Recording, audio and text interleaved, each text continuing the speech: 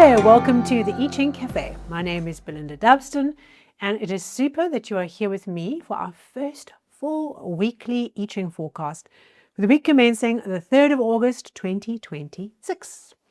If you have not yet done so, go and check out the monthly overview for August to see what we are up against and where our energy most needs focus.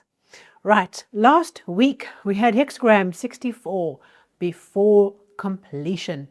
That little conundrum of this final step towards the summit, this final process going through and needing to cross that big river, that great water, and not having the strength, needing to draw our energy in, right, find our resolve, find our fortitude and our focus and cross the river, right, make that decision, make that transition, make that journey into the next phase of the journey to complete what it is that you are working on right now. Plus Hexagram 50, the cauldron, bringing the structure to hold the energy, right, allowing us to cook and turn over the ideas and turn them into something wonderful and powerful. Where was your energy this week on these two hexagrams before completion and the big cook, right, in that cauldron, the big transformation creative journey? Where was your energy, and did you experience those hexagrams this past week? I had at one moment, I thought to myself, everything I'm trying to finish is so difficult. I'm trying to tackle it this way and there's an obstacle. And then I try and tackle it this way and there's an obstacle.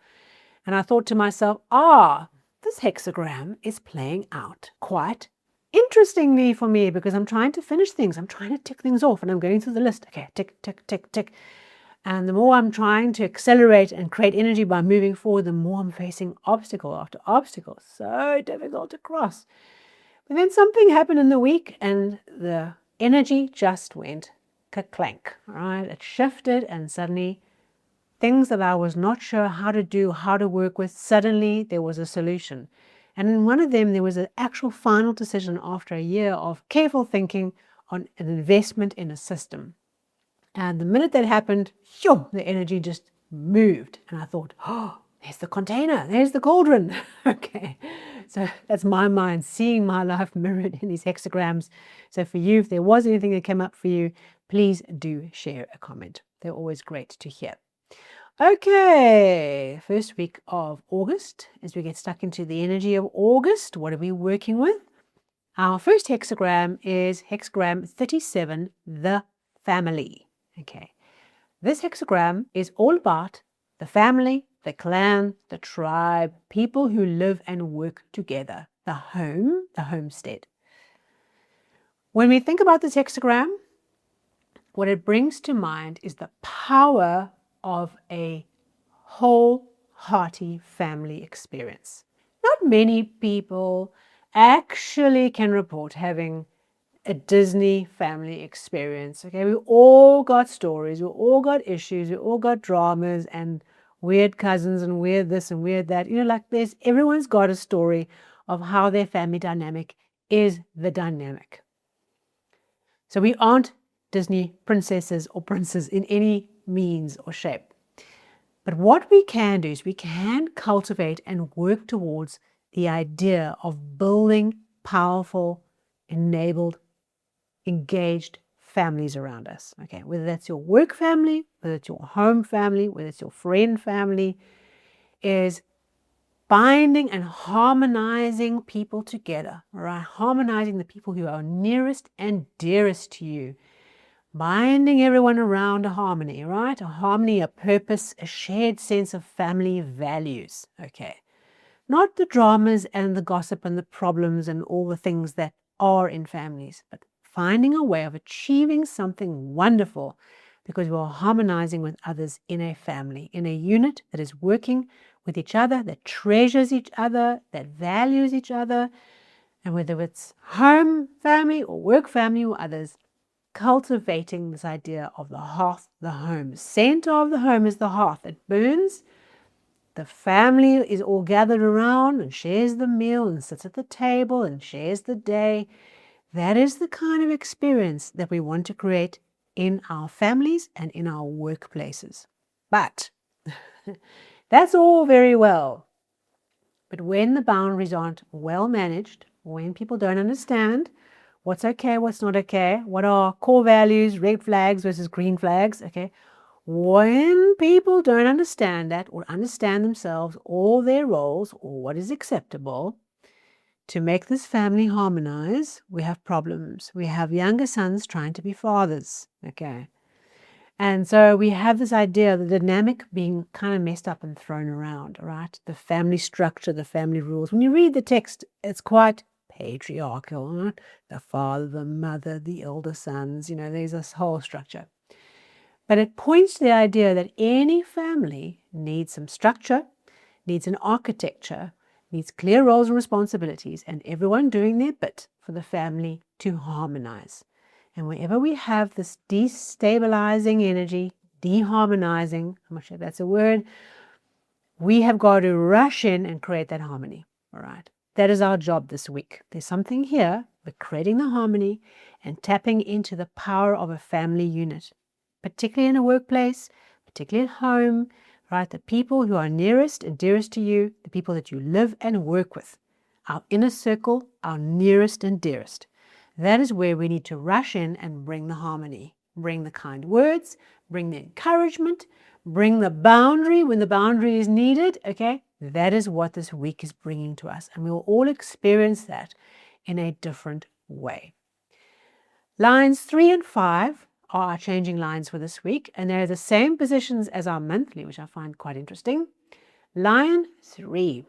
Line 3 says, one of the things we need to learn this week, that's part of what we need to pay attention to, is finding a balance between enablement, okay, and creating a kind of a fun environment in the family, work or home, and severe austerity, okay. Discipline, rules, structures, and boundaries. We have to find a way of deciding which side, right, we are in and bring it to the center. That's what we have to do. Now, we might find that we stray too far this week into severity.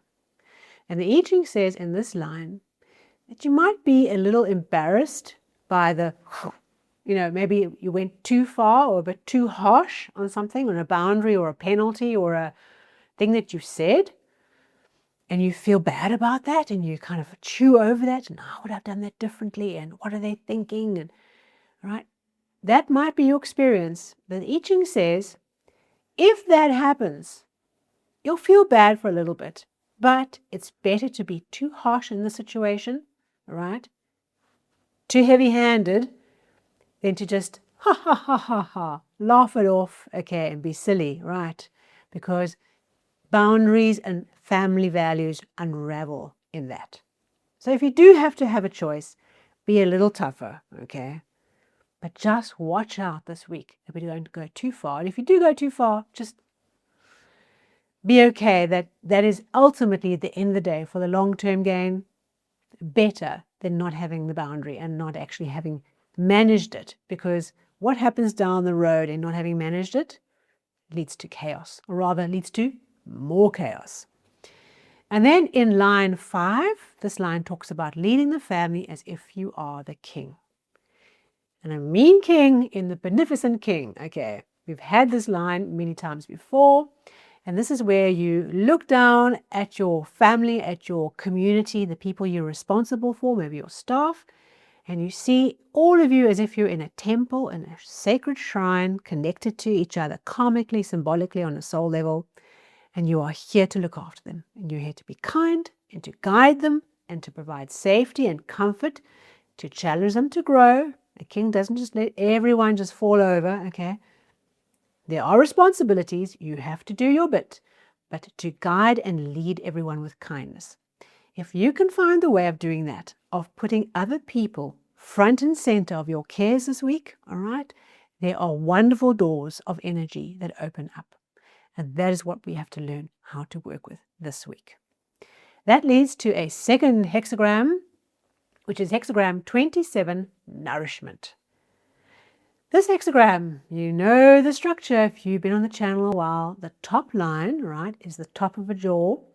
And the bottom line is the bottom of the jaw, and the broken lines are the female lines in between are the wide open mouth of a little baby bird that's chirping his heart out. Feed me, feed me, feed me.